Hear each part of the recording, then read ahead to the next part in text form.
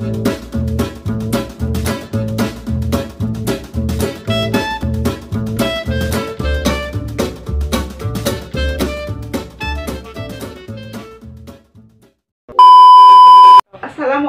warahmatullahi wabarakatuh. Salam dan bahagia. Jumpa lagi dengan saya Frank Endasari. Kali ini saya akan menyajikan materi mengenai teori pusat pertumbuhan. Di mana teori pusat pertumbuhan ini adalah materi setelah mengenai pusat pertumbuhan. Ini untuk kelas 12. Teori pusat pertumbuhan. Sebelum kita masuk teori pusat pertumbuhan, kita kembali lagi, kita harus tahu di Indonesia ada 4 pusat pertumbuhan. Yang utama yaitu Medan, Jakarta, Makassar, dan Surabaya. Itu harus anak-anak harus ingat bahwasanya ada 4 pusat pertumbuhan di Indonesia yang utama. Sekarang kita masuk ke teori pusat pertumbuhan.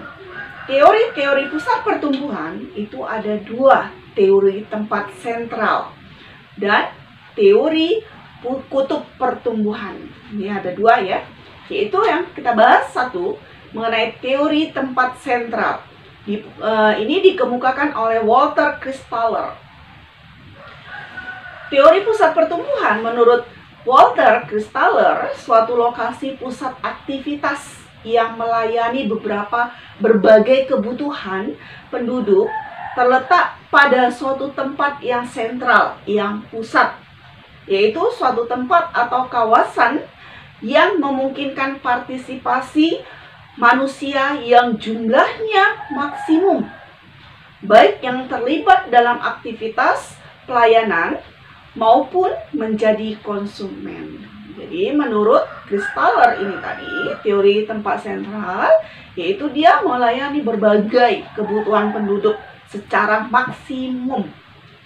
Ya, yang selanjutnya, tempat sentral ini dapat berupa kota-kota besar. Ya, kota-kota besar, pusat perbelanjaan, rumah sakit, ibu kota provinsi, dan kota kabupaten.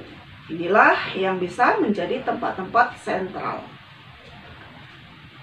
Berdasarkan teori tersebut, tempat sentral merupakan suatu titik simpul dari suatu bentuk heksagonal. Ini bisa Ibu gambarkan, Ibu tampilkan, yaitu tempat sentral. Heksagonal. Dia mempunyai bentuk yang heksagonal. Hierarki tempat sentral yang pertama yaitu K sama dengan 3. Ini adalah lokasi pasar optimal. K atau hierarki 4 itu merupakan lokasi transportasi optimal. Sedangkan K7 itu adalah hierarki lokasi administrasi optimal. Itulah hierarki tempat sentral, ada 3, 4, dan 7. Di mana 3 tadi adalah lokasi pasar optimal, yang 4 adalah transportasi optimal, yang ke-7 adalah administrasi optimal. Jadi ada 3 hierarki tempat sentral. Ini bisa Ibu gambarkan hierarki 3. Ini gambarnya, di situ nampak sepertiga kali 6 tambah 1. Nah, ini sudah rumus. Ya, sepertiga kali 6 tambah 1 sama dengan 3.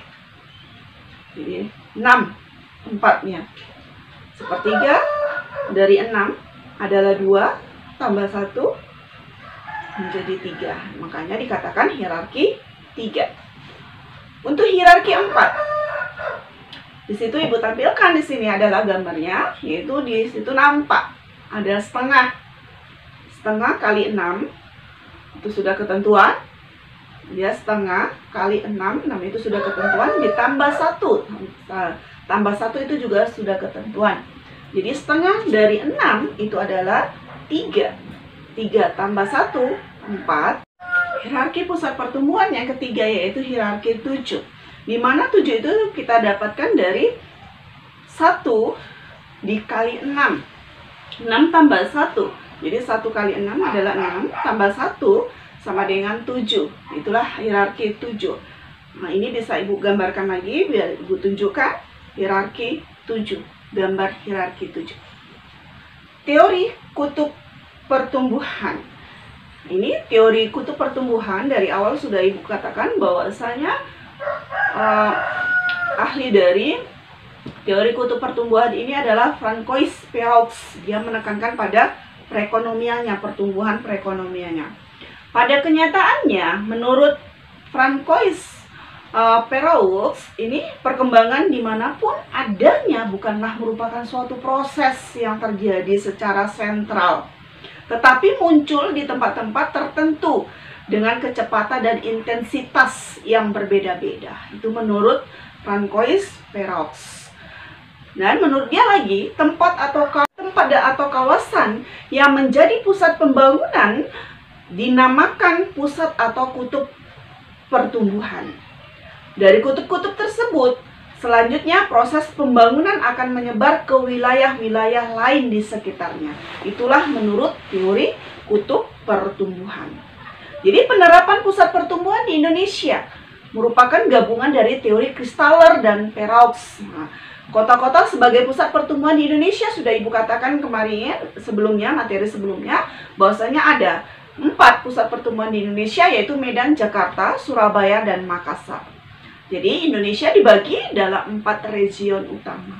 Region A di Medan, region B di Jakarta, region C di Surabaya, region D adalah di Makassar. Nah, itulah penerapan pusat pertumbuhan. Jadi dalam teori pusat pertumbuhan ada 2, yaitu teori tempat sentral dan teori pusat pertumbuhan yang dikemukakan oleh Christaller dan Perrault. Mengenai teori pusat pertumbuhan, hanya sekedar demikian. Semoga bermanfaat. Ibu akhiri dengan wabillahi taufiq wal hidayah. Assalamualaikum warahmatullahi wabarakatuh.